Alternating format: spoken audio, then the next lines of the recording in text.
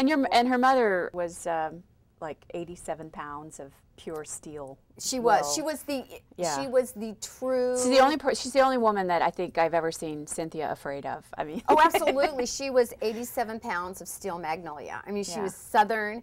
She was regal. She was impeccable. She was amazing. And when you were around her, you sat up a little bit straighter, and you behaved a little bit better, and you watched your language a My little bit mother was more. hysterical. She was so Southern. And I remember one day, she was in the hospital, and I was going out, because I'm the only child of her daughters who ever worked outside the home, and how women behave. And I've always like been that one that's just a little different. Just, you know, like I got an F in home ec, but an A in shop. You know, I was that girl. You know, my parents were always like, you want to be a nun? You know, it's like, that's your career choice, you know? You know, my mother used to cry because she was Baptist before she became Catholic. So, but I was in the hospital with her one time, and I said, Mom, okay, I'm going to be gone for about 2 hours. I have to go to this event to introduce the governor. And so, I kind of need to be there. It's kind of a big deal. And she goes, okay, but I'm really worried. I said, well, Mom, what are you worried about? She said, I'm worried that people are seeing too much of you. And I'm like, oh my God, that is one of those big discussions. You know, it's like, Mom, the same people don't see me every day. You know, I think she thought I was like hanging out with the same group of women, and you guys are all going, God, you know, she's always again. here. She's always here. I said, well, Mother, don't. She said, well, I used to belong to a club, and I always saw the same woman here whenever I was there. We said, well, maybe they were saying that about you. You know. So I think that the responsibility of taking care of the parents tends to fall primarily on the women. And were there support groups, or how did you manage the demands on you? I mean, you've got this business, you've got your. It was onerous. Anybody who's been there, nobody understands the role of the caregiver. Nobody, if you are the caregiver, nobody, and it's one person, generally in a family, who does it. It's not shared, it's one person. And so there's always this sense of conflict, I think, going on. You're trying to honor your parent, you're trying to honor your responsibility. I feel that your responsibility to be very transparent with everybody involved that you have a responsibility to the point that people almost think you're telling them too much.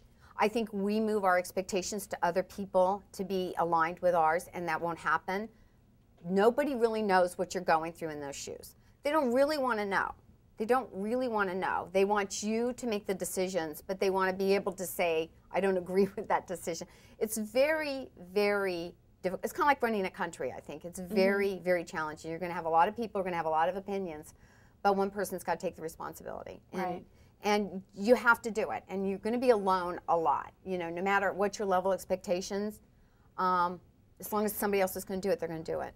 Also, I mean, you just nonchalantly mentioned that you were in the hospital with your mom, and you said, so I have to leave, and I have to go to this event, and I have to introduce the governor, and then I'll be back. Right. And, you know, so it's funny your mother saying that people are seeing too much of you. At the same time, though, if you're a parent, I'm very close to my parents, so I have a parent that's in a hospital, then I have to go put on this happy face, right? And I think we all have to do that as, you know, professionals and women is to, you know, put on that, everything's great, you know, it's a wonderful event, and in the back of your head, you're like, you're thinking about all the stuff you have to take care of in the background. You always carry that. Always. My stomach's just in a knot a lot. My stomach's in a knot right now because, you know, sharing. We're going to. It's so far so good. I know. It's just kind of like sharing this. It's a hard role to be in, you know, and you always are second guessing what you. And the other thing is, when you care for a family member, you have to be their advocate. You have to stand up. And I mean, I remember my sisters and my family would be sitting around, and something's going on that's not right. And I'm the one. I said, I want the doctor. And they're like, oh, don't get the doctor.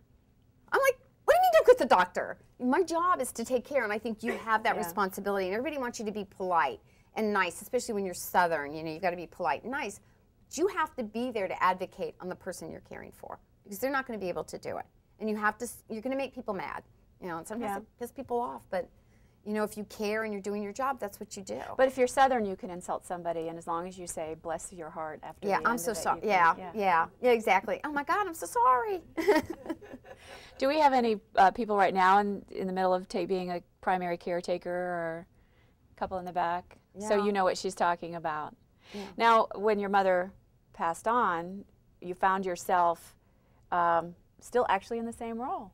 Yeah, my stepdad, Yeah. who didn't marry my mother. My dad died when I was 20, so my mother didn't marry my dad till like my stepdad until I was like 27. So, but he's been in our life. He's the most incredible grandparent to all of the children. He's just part of our life, and so we entered that moment of what's, you know, I think he thought, where is my life now? And we'd never discussed it, but it was reasonable to me that this has been his home. It's going to continue to be his home, and he will be with us, you know, for as long as need be. But so I'm continuing the caretaking role, and even though it's not the same level of responsibility, you still are responsible. Right. You're still the person who has to be able to call the shots to know when something's a warning sign or whatever. And he has a little bit of trouble walking, and he's very big and he falls, so you want to always make sure that you're conscious of it. And I always tell him, because he's really big, so if he falls and I'm there, I said, look, I'm going to tell you something right now. If you fall, I'm going to have to get a winch, and she is not going to be pretty. So he understands. I've met him. He is a big man. Yeah, he's like very gentle, very kind man. But huge, big guy, big old guy. So you continue in that, in addition to the businesses, and I actually want to talk about that as well. But in addition to the businesses you have, you're the caretaker, you're a friend, you know, you're a wife. You know, actually not that good of a wife, apparently. Maybe Larry's. No, Larry's the wife. I love him a lot. No, he's wonderful. So now we're here, and I think, you know, we all know about Success in the City and the organization, but you've got a lot of other irons in the fire. Let's talk a little bit about what those are. You know, one thing I love, and for those who don't know, my background, I used to be a political advocate. So I used to go around the country and teach people about how to balance the budget, reforming Social Security. Right now. Yeah. Well, obviously, it wasn't very good because we still don't have a balanced budget, or maybe it would have been better if I was still doing it. Social Security has not been reformed yet, neither has Medicaid or Medicare. And the unfortunate thing about that is every year that goes by and we fail to do those, options and opportunities that we had before to make it happen, those are off the table now. And so what will happen, and we will be driven to a point of crisis in this country, is when we will have to act. And it is imperative that we understand how our budget works, you know, how our budget works, why we're here, why we need to look towards balancing it.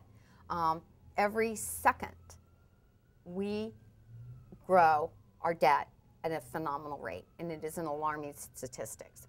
The numbers are, because our country is built on a pyramid right now, when we started Social Security, it worked perfectly. You had a huge group of people supporting a small group of people. It's shifted this way, which is not what Japan has gone through.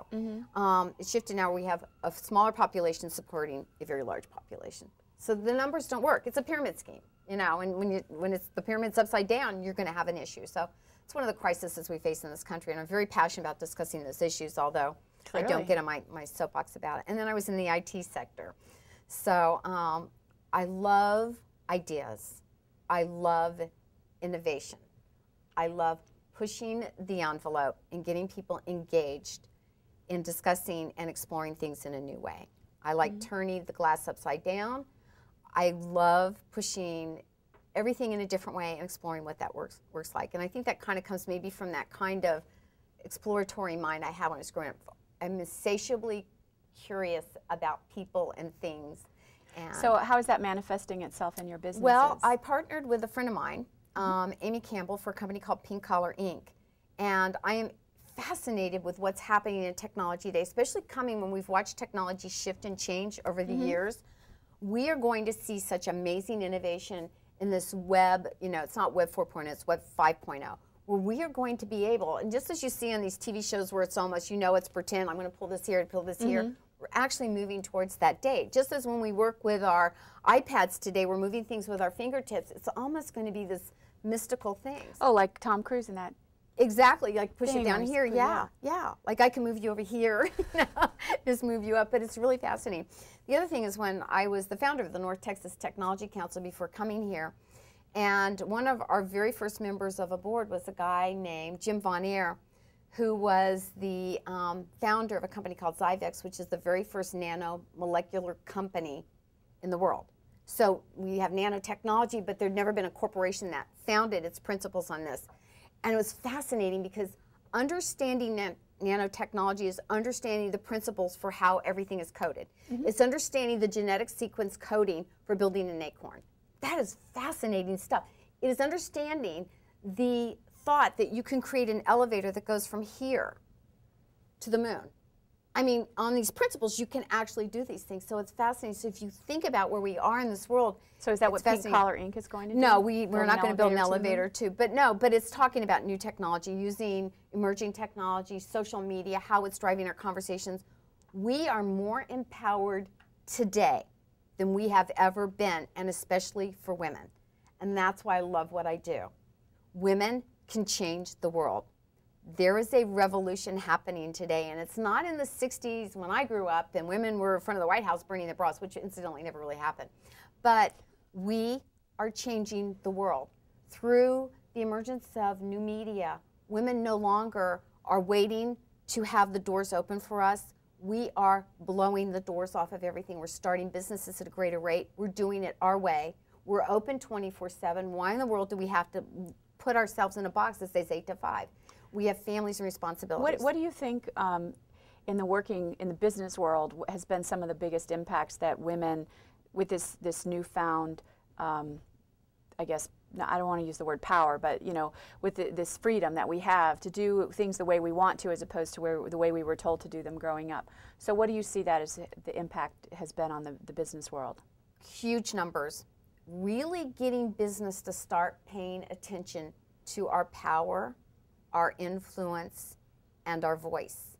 Because before, we have always been raised to be very polite and wait our turn. You're still polite. I am very polite, but I just apologize now for what I do. But I no longer wait for somebody to come give me permission to do what I want to do. I just go do it. The other thing is I think women, because it's been hard being a woman, and there's so many responsibilities, we have to be so polite. We have got to stop taking ourselves so seriously. It is okay to laugh. It is okay to laugh at the absurdity of what happens today. And it's okay that we are just a little irreverent. And that's really the focus of what we are at Success in the City. We're getting women to realize their own power.